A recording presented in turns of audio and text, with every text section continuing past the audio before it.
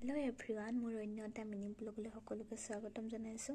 মই এতিয়া লিখি আছিলোঁ এছাইনমেণ্টটো লিখি হ'ল আৰু এতিয়া ভাবিছোঁ মই ভাত বনাওঁ। যিহেতু মই অকলে ৰুমত আছোঁ, ভাত বনাই মেলি খাই শুই যাব লাগিব।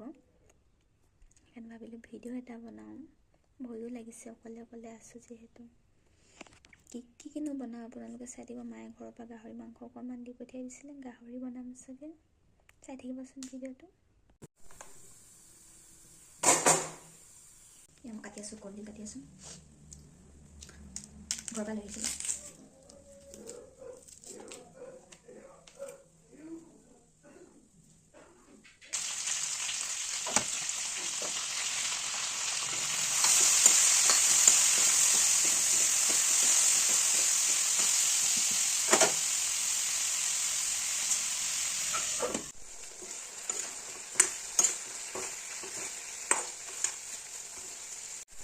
এয়া মোৰ চব্জি ৰেডি হৈ গ'ল, এতিয়া মই খাই লওঁ।